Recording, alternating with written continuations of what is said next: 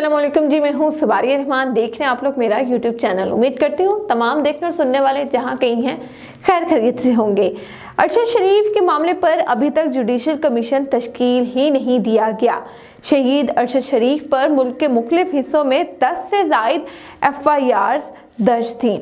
मैंने high court में मई में ये बात कही कि आप अरशद शरीफ वाले मामले पर अपनी जुरिस्डिक्शन को एज्यूम करें। वकील अरशद शरीफ बैरिस्टर शुएब रज़ाक साहब के होलनाक इंकशाफात। आज की वीडियो में आपको अरशद शरीफ साहब के जो वकील हैं उन्होंने कुछ बयान दिया है अरशद शरीफ साहब के मुताल्लिक, उसकी तफसीलात आपके सामने रखूँगी। वीडियो को आपने एंड तक ज़रूर देखना है ताकि आपको पता लग सके कि अरशद शरीफ के केस में क्या होता रहा, कब कब इदारों को खबरदार किया गया कि अरशद शरीफ साहब को सिक्योरिटी फराहम की जाए लेकिन नहीं की गई, और क्यों उनकी डेथ के बाद ये बयान देना पड़ता है कि अरशद शरीफ साहब को मुल्क में कोई ख़तरा नहीं था। उनको मुल्क में नहीं, उनको दरअसल सिर्फ इस्लामाबाद की हद तक कोई ख़तरा नहीं था।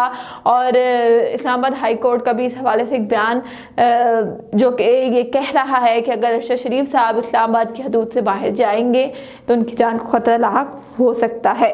अच्छा जी, वकील अरशद शरीफ बैरिस्टर शुएब रज़ाक साहब कहते हैं कि मैंने मई में ये बात इस्लामाबाद हाई कोर्ट में कही कि अपनी जुरिस्डिक्शन को एज्यूम करें अरशद शरीफ वाले मामले पर, क्योंकि 10 से ज़ायद FIRs मुल्क के मुख्तलिफ शहरों में जो है वो दर्ज की गई थी। तो ये हो भी नहीं सकता, पॉसिबल भी नहीं है कि इस्लामाबाद हाई कोर्ट जो है वो सिंध हाई कोर्ट को कोई अहकाम जारी करे या सिंध हाई कोर्ट जो है वो इस्लामाबाद हाई कोर्ट को पाबंद करे कि आपने हमारा हुक्म मानना है। ज़ाहिर है जिसकी जो जुरिस्डिक्शन बनती है उसने उस हद तक काम करना होता है। अरशद शरीफ की ज़िंदगी और मौत का मामला था। अरशद शरीफ को अगस्त में मुल्क छोड़कर जो है वो जाना पड़ता है, जबकि मैंने मई में ही ये इंकशाफ कर दिया था कोर्ट में कि उनकी ज़िंदगी और मौत का मामला है तो जल्द अज जल्द कुछ किया जाए। अदालत को भी इस बात का शक था कि अरशद शरीफ साहब टारगेट हो सकते हैं, इसलिए उन्होंने हमें रिलीफ दिया। अरशद शरीफ साहब को थ्रेट अलर्ट्स मिल रहे थे, लेकिन मैं हैरान हूँ कि इदारों ने कुछ नहीं किया। मुसलसल उनको थ्रेट्स आते रहे और बड़े होलनाक किस्म के जो है वो थ्रेट्स आते रहे, लेकिन इदारों ने जो है वो उस पर कोई एक्शन नहीं लिया और बयानबाजी जी करते रहे हैं कि उनकी जान को मुल्क में कोई ख़तरा नहीं था। दूसरा थ्रेट ये भी था बकौल अरशद शरीफ साहब के जो वकला हैं उनके मुताबिक कि अरशद शरीफ साहब को जो है वो गिरफ्तार भी किया जा सकता है और अगर अदालत उनको रिलीफ फराहम ना करती तो वो गिरफ्तार हो जाते। अरशद शरीफ पर FIRs वफाकी हुकूमत ने कटवाई थी। अरशद शरीफ बहुत खुददार इंसान थे। वो अक्सर मुझसे कहा करते थे कि मुझे ये लोग नहीं छोड़ेंगे, यानी अरशद शरीफ साहब को ये बात बहुत अच्छे से मालूम थी। उनको इल्म था कि जो लोग उनके पीछे लगे हुए हैं, जो उनको थ्रेट्स जारी कर रहे हैं, वो अपने वकील से अक्सर कहा करते थे कि ये लोग मुझे नहीं छोड़ेंगे। और फिर उन लोगों ने उनको कैसे छोड़ा ये आपने और हमने बहुत अच्छे से जी देखा। कीनिया में मेरी उनसे बात हुई तो वो कहते रहे कि मैंने वापस आना है, मैं वापस आना चाहता हूँ।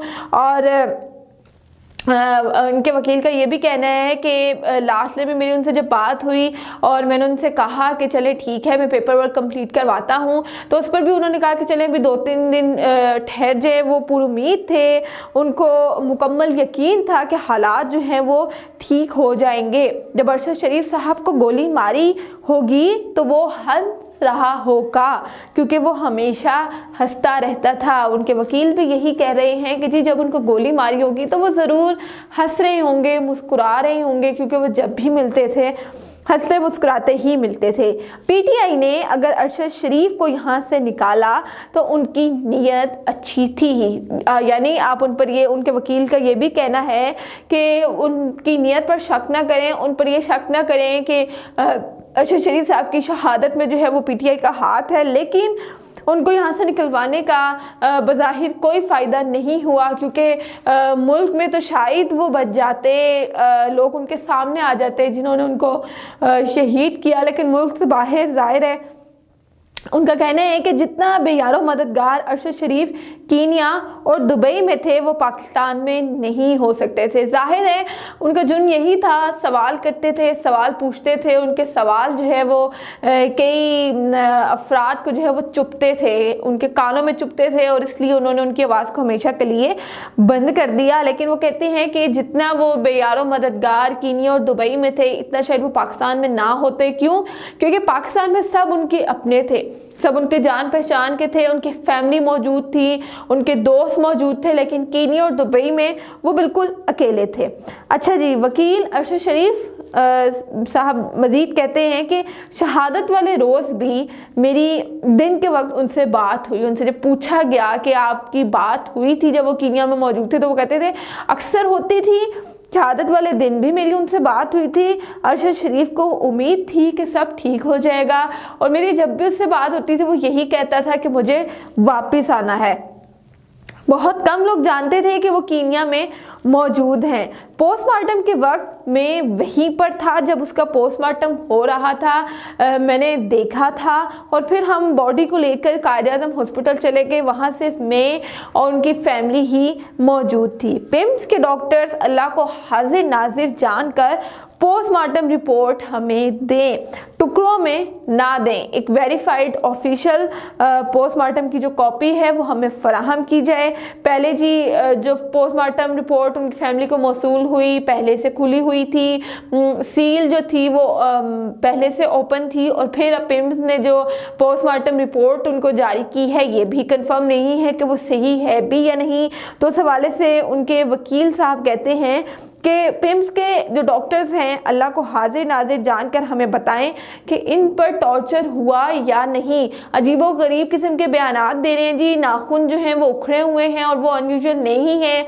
बाकी के जो निशानात हैं वो अनयूजुअल हो सकते हैं क्योंकि एक्सीडेंट में या जब गोलियां चलती हैं तो इस किस्म के निशानात, इस किस्म की खराश जो है वो आ ही जाती है। लेकिन नाखून जी वो गोली से नहीं उखेड़े जाते, वो जिस तरह से उखेड़े जाते हैं वो आप बहुत अच्छे से जानते होंगे। एक शऊर वाला बंदा यानी कि एक बाशऊर शख्स दुबई छोड़कर कीनिया क्यों सिलेक्ट करेगा? उनसे पूछा गया कि कौन था जिसने मजबूर किया अरशद शरीफ साहब को कि वो दुबई छोड़कर कीनिया चले जाएं, तो उसके बारे में उनका कहना था कि वो शौक से तो नहीं गए होंगे। एक बाशऊर शख्स जो है वो कभी भी दुबई और कीनिया में से अगर उसको दोनों मुल्कों में से एक मुल्क सिलेक्ट करना भी पड़े तो वो दुबई करेगा, कीनिया क्यों करेगा? वज़ीर आज़म और वज़ीर दाखिला रोज़ एक नया बयान देते हैं और ये कर रहे हैं वो कर रहे हैं, इस केस में ये हो रहा है, लेकिन कमीशन क्यों नहीं बनाते? तफ्तीश ही तो करनी है। अरशद शरीफ साहब शहीद तो हो चुके हैं, मर चुके हैं, ज़िंदगी उनकी वापस नहीं आ सकती, तफ्तीश ही तो करनी है। तो कमीशन बनाने में कौन सा डर और खौफ है जी वज़ीर आज़म और वज़ीर दाखिला साहब को? क्यों कमीशन को तश्कील नहीं दिया जा रहा? बड़ा अहम सवाल उन्होंने उठाया है। 3 जून को इस्लामाबाद हाई कोर्ट ने कह दिया था कि अगर अरशद शरीफ साहब इस्लामाबाद से बाहर जाते हैं, बाहर गए तो ये मार दिए जाएंगे। यानी कि अदालतें भी ये बात बहुत अच्छे से जानती थी कि अगर वो इस्लामाबाद की हदूद से भी बाहर निकलते हैं तो वो मार दिए जाएंगे। 3 जून से 10 अगस्त तक उन्होंने पूरी दुनिया को ख़त लिखे, पूरी दुनिया को वो लेटर्स लिखते रहे, वो सदर मुमलिकत को लिखते रहे, चीफ जस्टिस ऑफ पाकिस्तान को लिखते रहे, लेकिन सिक्योरिटी फराहम ना की गई। और उनके वफ़ात के बाद उनके ख़त अगर सामने आते हैं तो इस पर बड़ी जी हैरान कुन बात है, शर्मिंदगी की बात है कि क्यों जब एक शख्स अपनी ज़िंदगी में आपसे अपनी ज़िंदगी की भीख मांगता रहा, अपने लिए तहफ़्फ़ुज़ मांगता रहा, अपनी फैमिली के लिए तहफ़्फ़ुज़ मांगता रहा, आपने उसको नहीं दिया।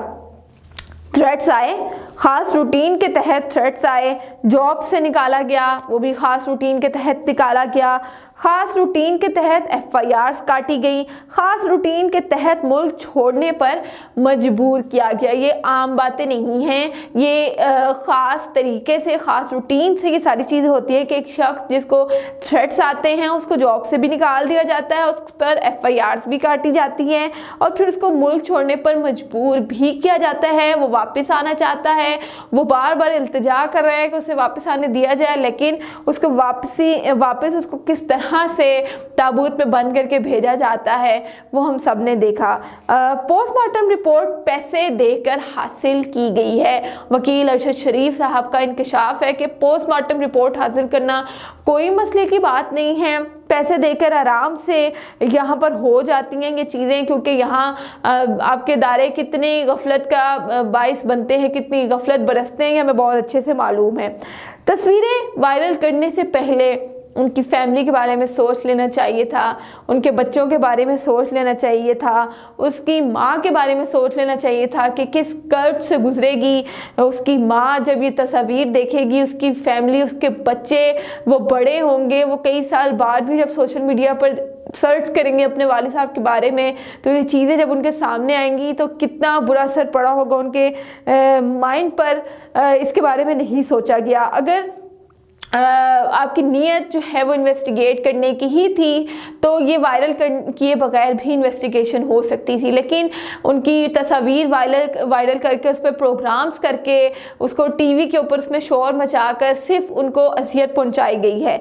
जुडिशल कमीशन अपॉइंट करें और इसकी ओपन हेयरिंग करें, वरना इस मुल्क में इतने जुल्म हुए हैं एक और सही। इंशाल्लाह अगली वीडियो में आपसे फिर से मुलाकात होगी, तब तक के लिए मुझे दीजिएगा इजाज़त। अल्लाह हाफिज़।